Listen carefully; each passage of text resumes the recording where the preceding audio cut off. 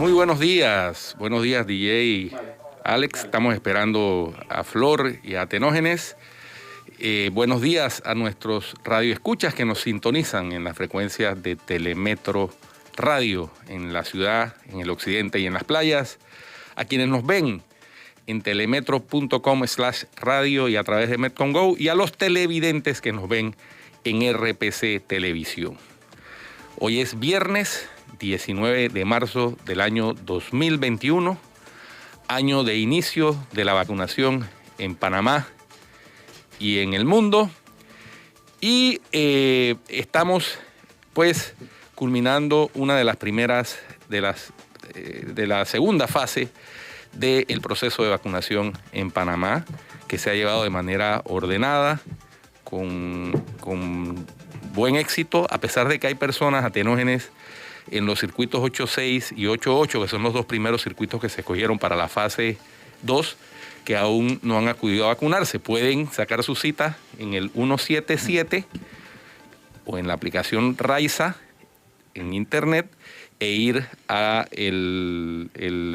la plataforma de la Vacunatón en los estacionamientos del estadio Rommel Fernández, aquellos que no hayan acudido. También para las personas que no están encamadas, pero por alguna condición especial, personas mayores de 60 años que no están encamadas, pero por alguna condición especial no pueden salir de su casa, y conozco de varios casos, pueden también hacer su gestión en las policlínicas de su circuito, especialmente para el 8.8 en la Policlínica de San Francisco, ahí en el Parque Omar, y a través del sistema CIDI pueden lograr que las enfermeras que se dediquen y que sean asignadas a esa labor vayan a la casa de la persona a vacunarla.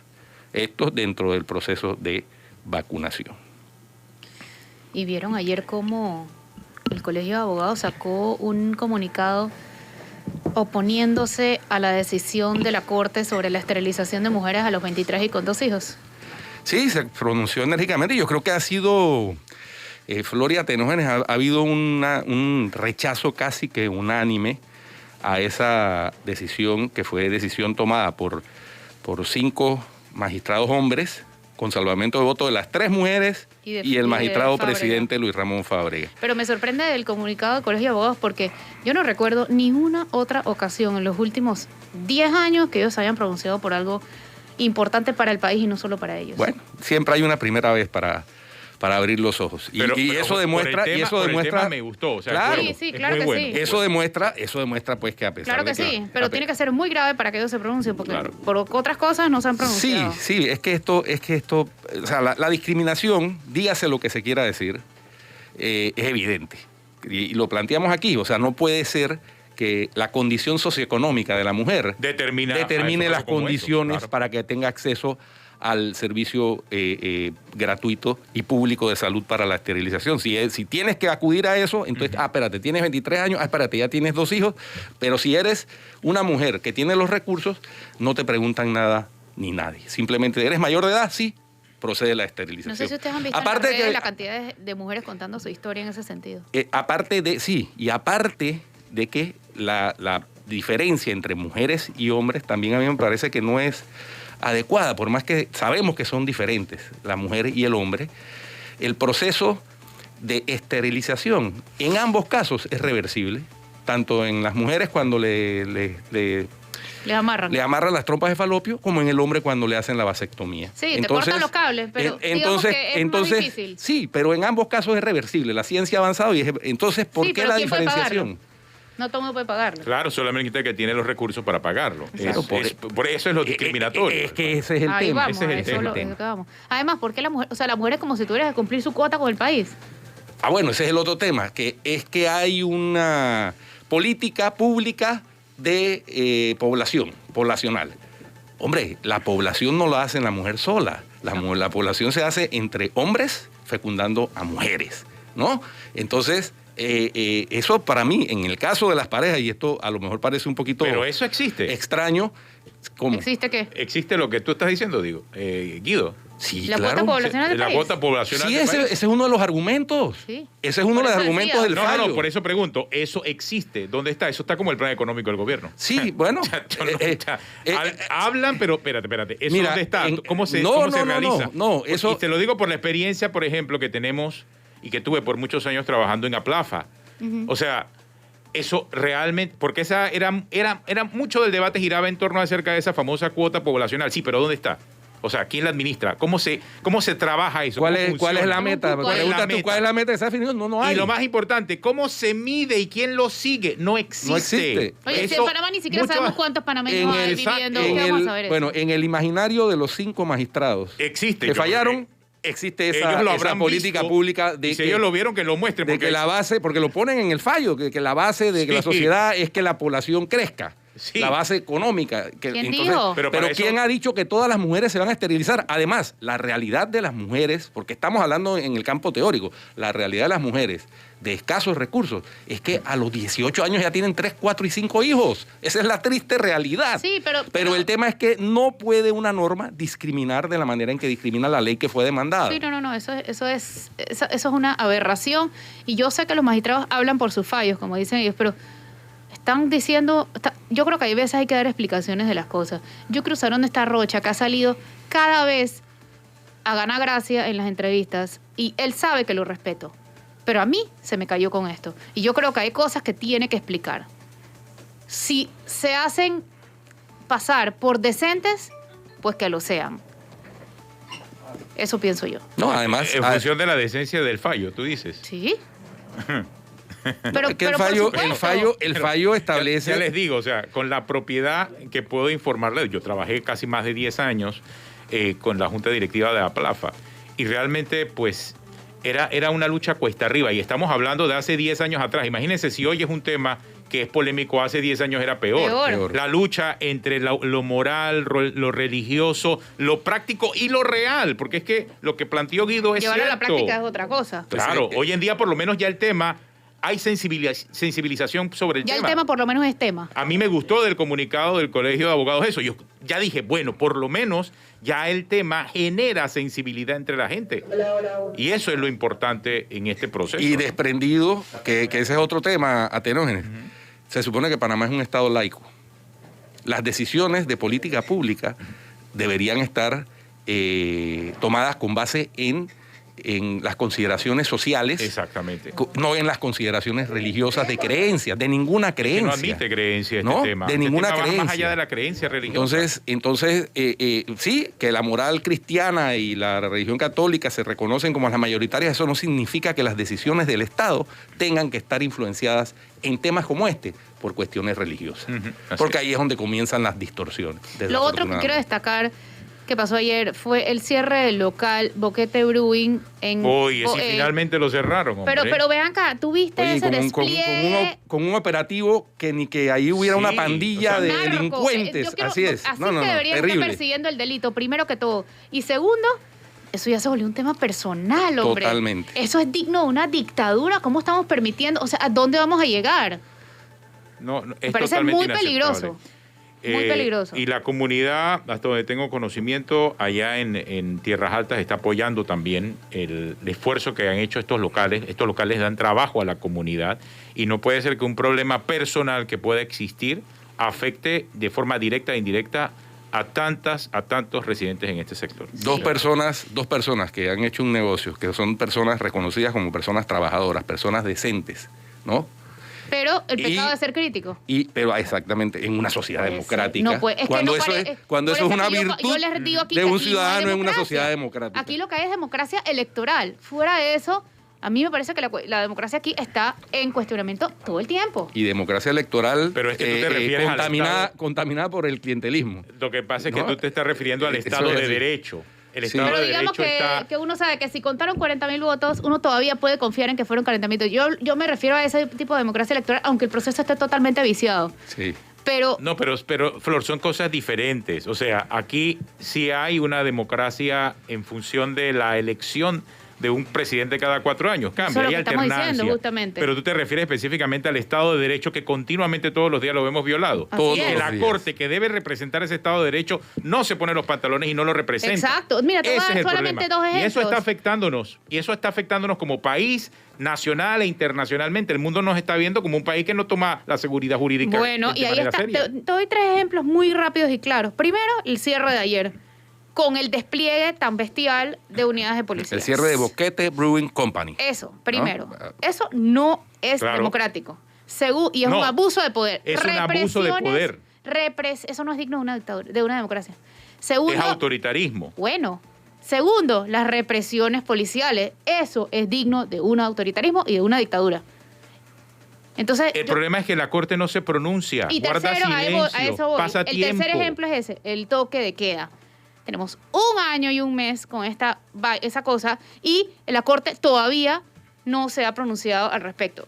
Entonces, la ¿quién Corte no nos se defiende? pronuncia, no solamente la Corte no se pronuncia, también lamentablemente la propia ciudadanía no tiene a la Corte Suprema en ese nivel de respeto, porque muchas veces se pronuncia y sus pronunciamientos son como el que acabamos de ver relacionado con la Exacto. esterilización. Y, O sea, y tardíos. Y justicia tardía no es no es justicia. Me justicia. enseñaron a mí desde primer año de la Facultad de Derecho. Te enseñaron bien. Entonces, nuestra Corte ha pero brillado no por hemos su aprendido lo que está en la ha brillado por su ausencia. y ya no depende porque los cambian y los nuevos magistrados, o sea, siguen a la línea.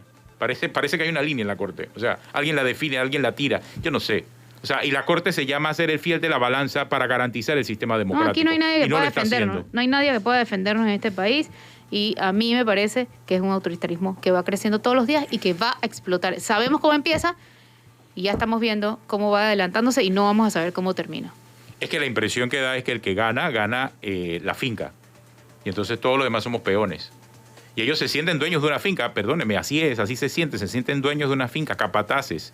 Nosotros somos los peones, perdón, y ellos son entonces los capataces, entonces te mandan órdenes y de esa forma hay que cumplirla, no hay división de los poderes, se cruza completamente el interés que puede tener el legislativo sobre el ejecutivo, y eso es lo que va maleando la democracia. Entonces van apareciendo los mesías, aquellos supuestos superdotados que van a resolver todos los problemas.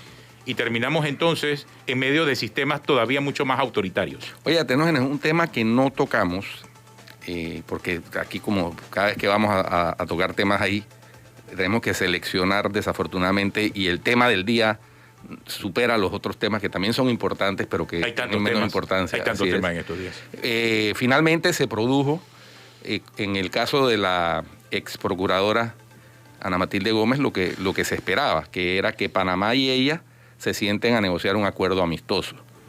De manera pues que eso que lo habíamos planteado como una alternativa a raíz de la designación o de la postulación de ella como por parte del Estado panameño, pues se convirtió en una realidad. En la última audiencia, esa fue la solución que acordaron, llegar a una solución amistosa, de manera que se le compense a ella por los perjuicios causados, se le borre del récord policivo la condena, y entonces la pregunta que surge es, ¿y los que estuvieron involucrados en esa decisión? Eso es lo que le iba a preguntar. El grupo Pamago Sí, y te iba a compañía preguntar. limitada, Hay dos el expresidente Martinelli y compañía limitada. Había una conspiración para sacarla allá. Los que pasaron por la Procuraduría, porque uno de esos estaba metido en el grupo Pamago, etcétera, Mira, etcétera, hay- que a la luz de la Corte Interamericana de Derechos Humanos, que va a terminar anulando ese fallo, pidiendo Panamá decidiendo como parte de la solución amistosa anular ese fallo, ¿cómo queda la conducta de esos individuos? Bueno, eran 5 y 2 de ellos son los que siguen el sistema, Cigarruista y Wilfredo Sáenz. Ellos, al menos por dignidad, decencia, si es que la tienen, deberían renunciar y si no, deberían sacarlos. Y los demás también tener repercusiones. Y ojalá sirva de lección para que los gobiernos, la Corte, perdón, siga siendo... Ahora, pero hay precedentes, Guido, sobre situaciones similares y que al final no es solamente el Estado el que pague, sino el responsable de ese tipo de decisiones que todavía está en el sistema, como dice Flor. Bueno, ha habido intentos en diferentes estados de darle seguimiento a las conductas de los que cometieron la violación de los derechos humanos. Recordemos que la violación de los derechos humanos, cuando se configura a través de la comisión de delitos, se considera que son imprescriptibles esos delitos. Entonces, tengamos claro eso, ¿no? resulta interesante hacer el análisis de cuáles serían los escenarios que pudieran darse, porque ciertamente por ahí andan muy orondos, algunos escribiendo y echándose flores sobre lo que escriben, que participaron en esa conspiración, otros están en la asamblea, torciendo la verdad, otros se han dedicado a tratar de ser académicos, pero participaron en una conspiración que fue confesada por algunos y algunas de las que participaron en esa conspiración a favor del poder político del momento, que era el expresidente Martinelli, porque él quería sacar a la procuradora. Y el otro tema importante de ayer fue Moody's, la rebaja de calificación. Es la única calificadora que no nos había bajado la calificación, así que era de esperarse que esto pasara, pero la pregunta sigue siendo, ¿y el plan? Bueno, esta mañana hablé con Domingo Latorraca sobre eso mismo, y mientras no haya definición de un plan, el gobierno ha dicho, inclusive el presidente dijo, no, es que el plan está allí, y es más, han publicado el plan. Sí, pero el plan es una lista de actividades que han hecho. Es como un bullet, ahí una wishlist. Exactamente. Sí, que si la banca de oportunidades, que si los préstamos, que si el fondo de cesantía, magnífico, sí. Ok, ese es el plan. No, esa es una lista de actividades. Es más, muchas tienen ganchito, ejecutado. Fondo de cesantía, ejecutado. Ley pronto pago, ejecutado. Proyectos de ley de mesa de trabajo tripartita, ejecutado. Hasta el pacto del Bicentenario está allí, porque está en proceso. Sí, pero eso no es el plan. Eso no es un plan de reactivación económica, por favor. Se necesita algo específico, se necesita trabajar en eso, y es lo que hace falta. Y si eso no lo tenemos claro, podemos correr el riesgo de perder el grado de inversión. Sí, sin duda ninguna. Sin duda ninguna. Además le bajaron... Estamos a un punto de... Le bajaron el grado de inversión a la autoridad del Canal de Panamá, para que estemos claros, ¿no? También. Entonces, ahí lo único de Moody's fue que nos puso en perspectiva estable, que eso, dentro de lo malo que es la rebaja de la calificación, no le bajaron el grado de inversión al canal, le bajaron la calificación de riesgo al canal. Y Moody's pues nos rebajó la calificación de riesgo, como era de esperarse, pero no nos puso perspectiva negativa, sino estable. Confiando en que va a haber un efecto rebote a partir de este año, pero el efecto rebote sería más contundente si hubiera efectivamente un plan de reactivación y además desconocido por la población, ejecutándose por parte de las autoridades. Y de forma integral. Entonces, por supuesto. Porque un empresario me estaba diciendo esta mañana, me escribió cuando estaba hablando con Domingo y me decía, oye, lo que pasa es que aquí el gobierno está viendo la reapertura económica como un plan de reactivación, pero muchas empresas están abriendo o reabriendo para cerrar. Para liquidar a los empleados. Exacto. Eso no es reactivación. Eso no es reactivación. Eso no es reactivación. Oye, ya tenemos a la invitada del día de hoy. Sí, está con nosotros porque vamos a hablar acerca de este tema pero primero una pausa para hablar acerca de las ofensas y de todo este lenguaje. Ayer ustedes vieron el tema del rector, ¿no? Yo les decía, el rector ya tiene preparado todo en la Universidad de Panamá efectivo, porque fue suficiente que aquí habláramos acerca de la reelección del rector para que nos cayeran y nos ofendieran en todos lados. Con relación a este tema, como si tuviéramos algo en contra del rector. No tenemos nada en contra del rector, sino que el rector en el 2016 dijo algo y hoy no lo está cumpliendo. Es que ellos ¿Alguien tiene que recordarle eso? Es muy bonito hacer ver como si todo fuera personal. Nada es personal, no. Por lo menos no de nosotros. Lo único que estamos haciendo es, como lo hacen los periodistas, lo que pasa es que no se ve mucho, entonces la gente piensa que nadie lo hace, contrastar. La labor de un periodista es contrastar y decir, bueno, mira, hace tiempo dijiste esto, ahora estás diciendo esto, ¿qué pasó? Esa es nuestra función. Y el rector no solo se comprometió, porque sí dijo lo que dijo, no solo dijo lo de la semilla mala, de todos los males de la universidad, sino que además se comprometió a hacer los esfuerzos por derogar el artículo que permite la reelección. Claro, pero si lo hacía, le convenía reelegirse después. Ojalá algún día le podamos preguntar al rector, aquí, para beneficio de los radioescuchas y los televidentes, cuáles fueron los esfuerzos que hizo. Vamos a ver si la próxima semana tiene su derecho a réplica. Con gusto se lo damos aquí en el programa Cuarto Poder. Oye, alguien me escribe... Creo que a nadie le da más placer que dar derecho a réplica a nosotros.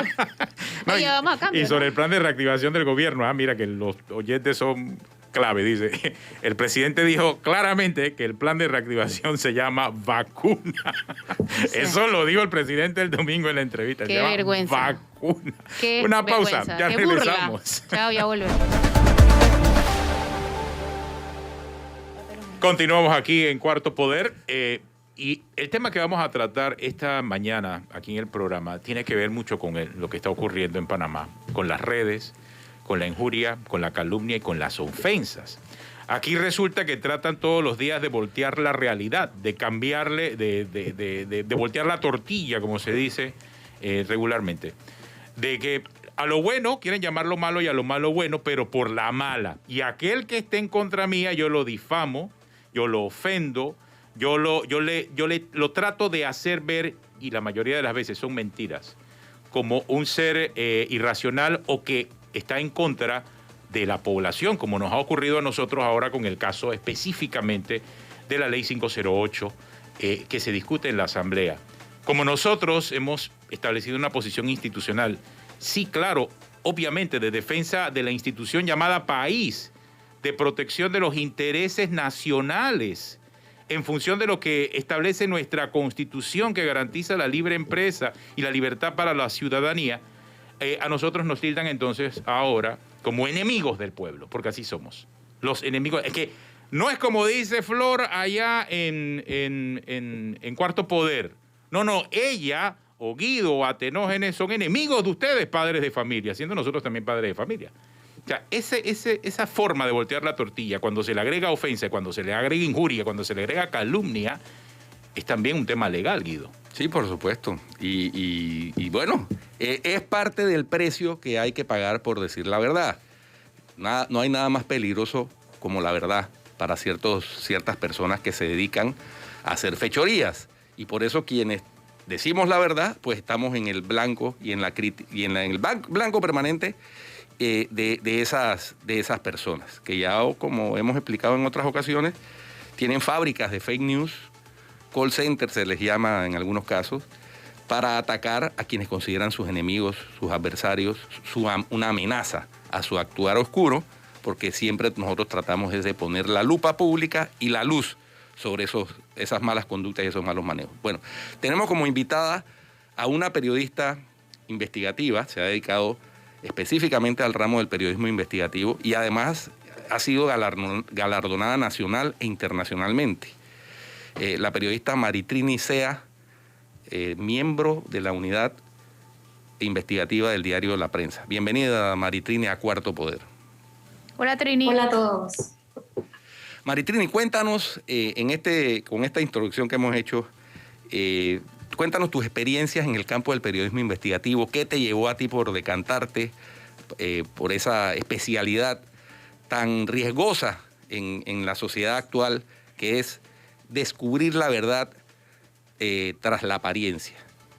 Y cuéntanos también las consecuencias que ha tenido en tu vida personal, en tu vida profesional, el haber incursionado en esa disciplina con tanto éxito, con tanta precisión, con tanta, diría yo, con esa acción disruptiva que ha causado, con las publicaciones de Maritrini, se han causado verdaderos terremotos políticos en el país en los últimos tiempos. Cuéntanos, Mari, buenos días. Buenos días, Atenógenes, Flor, Guido, gracias por la oportunidad. Y buenos días a todos los radioescuchas. Sí, bueno, realmente yo debo contar que a mí siempre me gustó hacer reportajes especiales. Yo cubría en el periódico La Prensa, el área económica, o sea, cubría noticias diarias para la sección de economía y negocios, cuando el periódico era incluso más grande. Entré en el periódico La Prensa en el 2008 y además tenía mi página especial, dominical, abordaba temas especializados en comercio, industrias, acuerdos de libre comercio y demás. Y tenía que competir también para las portadas del periódico a diario, pero siempre me gustaba ahondar y hacer reportajes especiales. Y de ahí entonces, después de 5 años como reportera del área económica, pasé a la unidad de investigación, donde me encuentro actualmente. Y ya pues tengo 15 años trabajando en el periodismo en general, en medios impresos y también en televisivos he trabajado. Yo creo que ser periodista es un privilegio y sobre todo hacer reportajes de profundidad, de investigación, te da la oportunidad, como decía el maestro Gabriel García Márquez, mi inspiración, de cambiar algo todos los días. Y si uno piensa en hacer el mejor trabajo, con la pasión, con la rigurosidad, con la dedicación, siempre algo de ese deseo de que sea el mejor trabajo queda en la pieza. Entonces, me dedico a hacer reportajes de investigación, abordo temas de fondos públicos, el grueso en el que he trabajado, pero también asuntos ambientales y de todo tipo de temas. Sí se han dado riesgos, como decía Tenógenes al comienzo, pero creo que es, a mi parecer, es una oportunidad hermosa de servir al país, es un honor poder trabajar y hacer reportajes que desvelen en muchas ocasiones los que los sectores de poder, los políticos, empresarios y demás sectores de poder nos quieran ocultar en algún momento determinado. Ahora, Mari, y que la población necesita saber. cada vez que revelas estos reportajes, definitivamente que hay, obviamente, gente que lo ve, se interesa, te aplaude, pero hay un grupo quizás mayor que comienza entonces una estrategia para difamar, para hacerte quedar mal a ti como periodista. Y mira, no tanto es que le apuntan al reportaje, porque el reportaje está a prueba de balas, está blindado, tiene todos los elementos que llevan a una conclusión clara acerca de lo que ahí se planteó. Entonces no atacan el reportaje, como debiese ser la estrategia de comunicación, sino atacan al que lo hizo. Y comienza entonces una carrera para ver quién difama más. Eso es lamentable y está ocurriendo en nuestra sociedad. ¿Tú cómo administras esa realidad?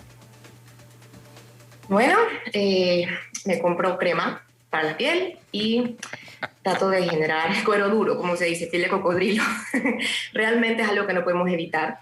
Eso es producto pues también de las redes sociales que han democratizado la información. Todos podemos opinar, todos podemos expresarnos libremente, pero también le dan tribuna y micrófono desde el científico, el profesor, el que nos va a educar, el que nos va a orientar, al ignorante o a la persona que tiene una agenda oculta y lo único que busca es sembrar desinformaciones, crear caos, desinformar, divulgar falsos, medias verdades.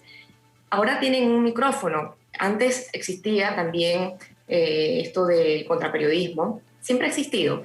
Lo que pasa es que ahora todo lo vemos como con un eco mayor por las redes sociales. Realmente yo lo tomo como gajes del oficio. Cada vez que hago un reportaje, siempre busco todas las partes, se les da la oportunidad de explicar, no una, sino 20 veces por lo menos, con tiempo, para que expongan sus argumentos. Muchas veces no quieren contestar, en otras ocasiones sí, son pocas las que quieren contestar. Es lo que leemos la prueba ácida, cuando tienes todos los hechos y los confrontas con la fuente. Y muchas veces cuando publicas, pues salen algunos ataques anónimos, usualmente son ataques anónimos, ¿no? Pero pues, ¿qué se puede hacer? Nada, sencillamente seguir trabajando y que el reportaje, sí, claro, el trabajo que uno hace demuestre, porque al final las cosas se saben. Entonces, cuando un reportaje está blindado, como bien decías, Tenógenes, un periodista pues no tiene más que ponerse en dimes y diretes, sencillamente en el trabajo se muestra todo. Yo creo que justamente ahora, con esto de las redes sociales, y que son más personas las que tienen eco para bien o para mal, es cuando tenemos los periodistas que brindarnos más nuestro trabajo y hacer énfasis en el rigor de cada letra, cada número, cada oración que ponemos. ¿Pero acciones legales para proteger la honra son necesarias? Bueno, a ver, no sé a qué te refieres, es preciso, pero en mi caso yo interpuse una denuncia en el Ministerio Público porque cuando publiqué un reportaje de unas irregularidades con una contratación del Estado, se dio una campaña en mi contra, orquestada sincrónicamente en redes sociales, en WhatsApp, y luego alguien admitió el contenido de esos mensajes en el que intentaban denigrarme como mujer, pero realmente pues... Claro, eso es otra cosa, o sea, eso va más allá de una ofensa. Ahí ya hay una amenaza. Eso va más allá de una ofensa. Así es, pero creo que como periodistas sabemos muy bien que hay mucha gente que no está contento con nuestro trabajo, y más cuando son reportajes reveladores que llevan tiempo y que asimismo pues, el periodismo investigativo requiere fondos para poder hacerlo, porque es costoso ese periodismo de investigación. Se requiere tiempo, se requiere sacar un periodista del día a día para dedicarse exclusivamente a un tema o a varios temas a la vez, pero de profundidad. Entonces, cuando ven un reportaje en los que los va a desnudar, pues se dan esta clase de digamos, no sé si decirle estrategias, porque creo que es una palabra muy, muy no linda es para las bajezas con las que a veces accionan, pero son parte del gajes del oficio, ¿no? Maritrini, para beneficio de los televidentes y radioescuchas que no han estado nunca en una sala de redacción de cualquier medio, profundízanos sobre lo que planteaste al inicio de competir para la portada. Digo, yo lo sé porque yo fui director de medios, Okay. pero la mayoría de la gente no sabe qué es eso de competir para la portada. Tienes toda la razón. Bueno, les comentaba al inicio, me preguntabas cómo había entrado el periodismo. Yo empecé en Canal 2 en el 2004, cuando estaba en la universidad estudiando periodismo y practiqué. Hice mi práctica en ese canal y luego estuve unos 3, 4 años, trabajé en diversos puestos y de ahí pasé al diario La Prensa. Mencionaba que antes de hacer reportajes de investigación, cubría como reportera el área económica, noticias del día a día, y también tenía una página especializada los domingos en las que abordaba temas con mayor amplitud. Y como reportera tenía que competir con la noticia para la portada del periódico. Todos los periodistas tenemos noticias, mandamos nuestras guías, proponemos nuestros temas y según la relevancia del tema, los periodistas competimos para tener un espacio importante en la tapa, en la portada del periódico, ¿no? En el techo todos queremos el techo. Entonces, esa es una sana competencia que se da entre periodistas, básicamente entre temas que proponemos, entre noticias, entre cómo preparamos la información. Y después de estar 5 años en el área económica, pasé a la unidad de investigación, donde me encuentro laborando en estos momentos en el diario de La Prensa.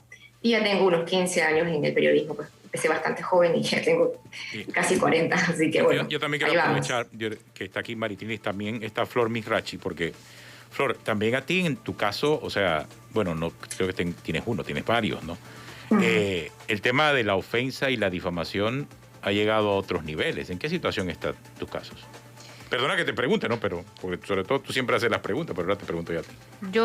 Yo sí he recibido bastantes amenazas, algunas de muerte y otras no. Hasta ahora no había denunciado. La primera vez, o sea, lo había escrito, lo había divulgado y denunciado, digamos, en redes, pero formalmente no. Yo soy un poco relajada y lo manejo, digo, bueno, ya no va a pasar nada. Pero la última vez sí lo denuncié. ¿Por qué? ¿Cuál fue la diferencia? Porque eran muchos. Yo generalmente no reviso mucho redes. Yo escribo y allá va eso. Yo no reviso comentarios, respuestas. Es un tema yo decidí que así me voy a cuidar mi salud mental. Pero esta última vez yo ni siquiera lo había visto en redes, sino que mucha gente me empezó a mandar, me dice, ojo con esto, ojo con esto. Y tú dices, ¿sabes qué? Era una persona que yo vi que no era call center, que me di cuenta que tenía seguidores, que había puesto incluso su número de teléfono y todo. O sea, era una persona que yo sé que existía. Entonces, lo otro fue que no fue una sola amenaza, sino como 7. Tengo por aquí esto, espérate, yo te voy a decir. Hay una que dice así, yo no sé por qué a Flor Misrachi no le han sacado la lengua de esa boca, yo fuese político y esa perra me jode, hace rato la mando a bajar la cabeza. Ese fue uno. Luego... pero no era un anónimo, había... No, la persona tiene su nombre, su todo, ¿no? Otra es... aquí había otra que me dijo así como...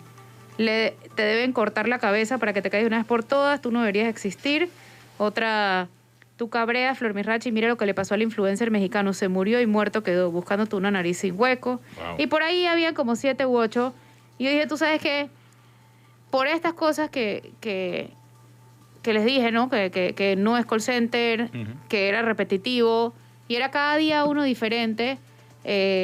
A mí me empezaron a llegar llamadas a mi celular, anónimas, y cerraban muchas veces al día. Eso sí me ha pasado otras veces antes, pero junté todo y dije, ¿sabes qué? Lo correcto es denunciarlo. Y fui y lo denuncié, y en el proceso está. Eso fue hace como 2 meses.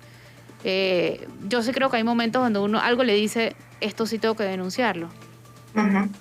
Y bueno, supongo que a ti te pasó lo mismo, Mari. Sí. También han sido ataques de personas que no son anónimos, porque yo siento que hay un clima de que no va a pasar nada. Y es una opinión muy particular, pero yo creo que la impunidad en general que tenemos, que vivimos en el país, nos da esta sensación de que, o sea, si pasan grandes escándalos, hablamos de fondos públicos, de corrupción, escándalos de manejos irregulares, de distintas situaciones en el país, y que usualmente no pasa nada, más allá de un escándalo, creo que la gente pues se cree que puede hacer de todo en las redes sociales y no va a pasar nada. Me parece a mí que esto también nos afecta en general, porque tenemos este clima de impunidad, Claro que desde sí. el grande hasta el pequeño. Y sí, yo también denuncié, porque también los ataques fueron hasta para un poco afectar mi dignidad como ser humano. Caricaturas, fotos mías, las que bueno, en fin, pero uno sabe en qué momento ya se pasa la raya, porque usualmente cuando uno hace un reportaje te dicen, te voy a demandar, lo que sea, o te mandan un mensaje de forma directa o indirecta, me ha pasado con políticos y todo, pero de ahí no excedes. Ya cuando es algo en lo que hay una hazaña, o cuando tú ves que es algo sistematizado, digamos, hay una estrategia, una sincronía en los mensajes y todo, y los mensajes son los mismos, el mismo contenido, y tienes cómo probarlo. Creo que lo pertinente es ponerlo en manos de las autoridades, como hemos hecho pues, en estos casos.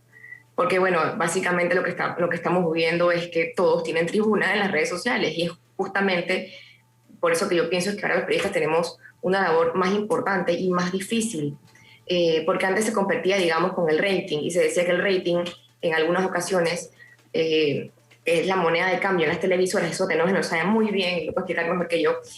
Ahora también competimos con la inmediatez, y de que todo el mundo se considera periodista y publica algo en las redes sociales, y tenemos muchas veces un público desinformado que no sabe distinguir entre opinión, información, entre una libre expresión y un trabajo periodístico. Entonces todos queremos ser los primeros, y muchas veces los mismos periodistas podemos pecar de imprecisos por estar en esta lucha de la inmediatez, de la rapidez.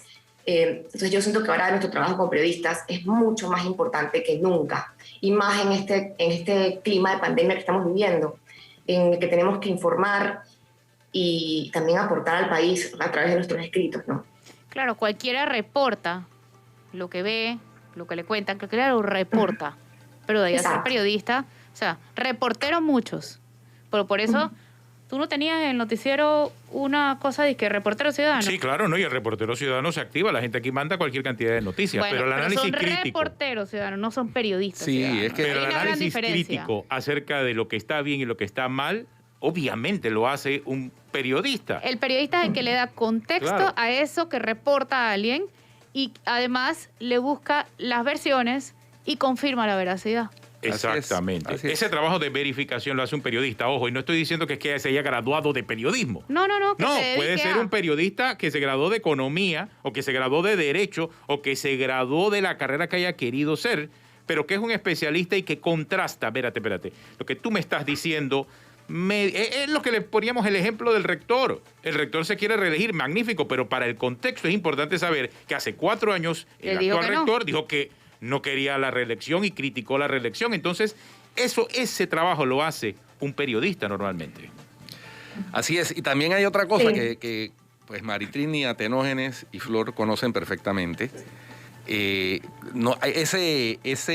Esa leyenda urbana, a mí cada vez que he sido perito en casos en tribunales de justicia sobre el tema del periodismo, me toca explicar cómo funcionan las mesas de redacción, porque hay una leyenda divulgada por aquellas personas que se han sentido afectadas porque el periodismo ha revelado cosas que ellos no hubieran querido que se revelara, que hacen ver que es que en las mesas de redacción el director dice, ¿a quién vamos a atacar hoy? Sí, ¿no? exacto. Eso no está, eso no existe.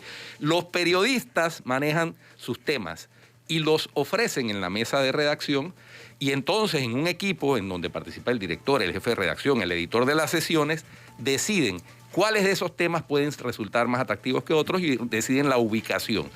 Que hay una agenda noticiosa en determinados momentos, sí, dependiendo de la agenda de las situaciones que se den en el país. Pero no es que haya un director, por lo menos en los medios serios, ¿no? Que es donde yo he trabajado, que habían sido serios muchos de ellos y después dejaron de serlo. Perdona que te interrumpa, pero si no es serio, no es periodismo, sencillamente. Sí, así es. Es otra cosa. Yo no consigo eso de fake news. Es noticia, tiene que ser cierto. Si no es serio, no es periodismo. Así es. Pero ¿qué piensan ustedes, por ejemplo, que ahora hay un montón de net centers que se encargan de difamar? Y ¿saben lo más triste? Que esos net centers están dirigidos por periodistas. Sí. Por periodistas que antes estaban en medios de comunicación tradicionales. Eso, parafraseando a Maritrini, dejaron de ser periodistas y se volvieron mercenarios de la información. Se han convertido en mercenarios definitivamente. Así es. O sea, mira que yo porque como antes... decía Kapuczynski, para ser buen periodista hay que ser buena persona. Y nadie que esté dedicado a atacar a personas infamemente en redes, en medios, etcétera, es buena persona. Es que te atacan con mentiras, no con verdades. Y nada más para seguir la idea, y como decía el maestro Gabriel García Márquez, para ser periodista hace falta tener una buena cultura, pero sobre todo mucha ética. Y creo que el tema de si está colegiado o no, que traía a la mesa Atenógenes, es un tema profundo de la colegiatura, de si estás graduado de periodismo o no, que da para otro momento, no para 3 minutos de un programa radial. Pero yo sí creo que en las academias de periodismo, y justamente las escuelas de periodismo, Columbia, la Fundación Gabo, lo que buscan es profesionalizar, mejorar el trabajo del periodismo, del periodista. Y siempre se hace hincapié en que hay principios no negociables en el periodismo, como por ejemplo que todas las partes de la noticia son importantes de contemplar. O sea que si se publica algo con una sola parte, una sola versión, primero no es periodismo, segundo no es una noticia. Puede ser propaganda, puede ser una opinión, puede ser lo que sea, pero no es periodismo. Entonces, decía Guido que el tema de los falsos y los mercenarios hay en todas las profesiones. Yo creo que también debemos traer a colación que hay una campaña sistematizada de desprestigio a los medios tradicionales y a los periodistas. En esta búsqueda de eco que quieren tener muchas personas o todas, entonces nos atacamos todos entre todos y lo que buscamos es un poco un clima de desinformación y mucha gente no sabe cómo en quién creer o en qué creer. Sí, y eso es muy peligroso. ¿Sabes qué, Maritrini? Pasa también que en Panamá, a diferencia de otros países, cuando uno escribe sobre una empresa o un político, al final no estás debatiendo ideas, estás tumbando un negocio. Estás tocándole el bolsillo a la gente con la mayoría de las publicaciones que nosotros hacemos. Al final estás tumbando un negocio a alguien. Entonces, es un tema mucho más delicado. Sí, pero no es un negocio, un negociado. Sí, porque es que los políticos no deberían tener negocios, así que es un negocio. Pero nada más preciso, porque no es un negocio, porque la gente pensará que, oye, un negocio legítimo. No, un negociado. Un negociado. Bueno, ilegítimo. Exacto. Entonces, al final, no le estás tumbando una idea, un proyecto que iba por el bien y que, bueno, no estuvieron de acuerdo. Así pasa en otros países. Pero sí, aquí lo que estás tumbándole es un negociado. Y por eso es que empiezan las campañas de desprestigio. Y tú me tumbaste mi negocio y yo voy a decir que tú eres lesbiana. Como es un negociado, es indefendible.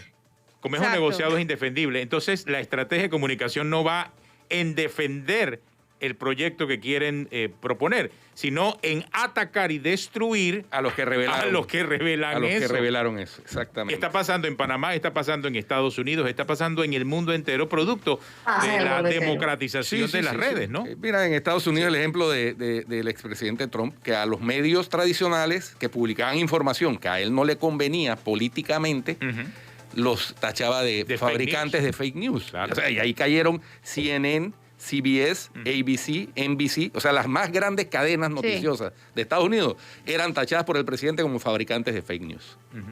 Dándole otra connotación al concepto, tratando de desvirtuar la verdad, tratando de torcer.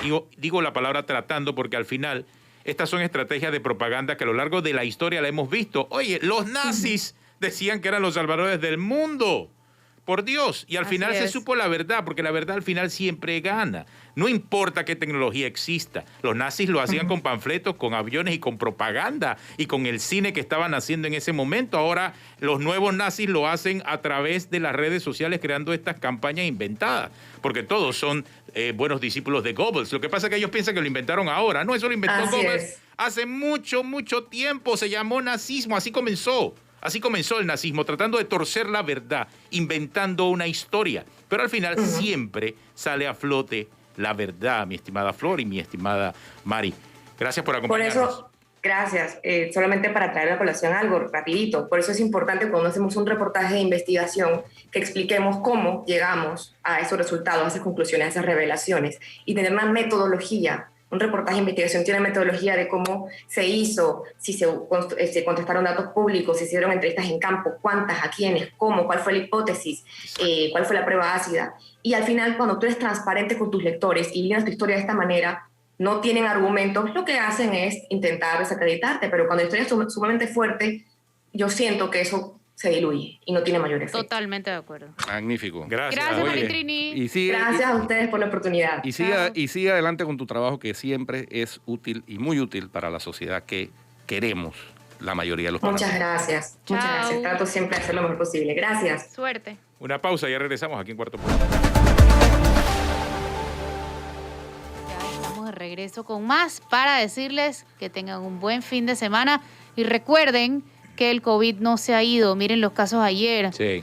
van subiendo, estamos relajándonos y esto no COVID podemos sigue. relajarlo. Sigue, y en Europa Francia cerró, Así es. Italia cerró, Hay que protegerse. Brasil está colapsando, así que usted mantenga sus cuidados. Eso es lo más importante. Lave la mano, gel alcoholado, mascarilla, careta facial en el transporte Solo está público el 5%. y distanciamiento. Solo está el 5% de la población vacunada.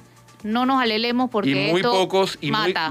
vacunados y muy pocos vacunados completamente. 5%. Porque recordemos que la Solamente una dosis. vacuna de Pfizer requiere 2 dosis. 5% de la población vacunada con las 2 dosis. Oye, ya viene Conéctate con la Estrella. Muy bien. Terminamos. Gracias. Hasta el Sí. lunes. Chao.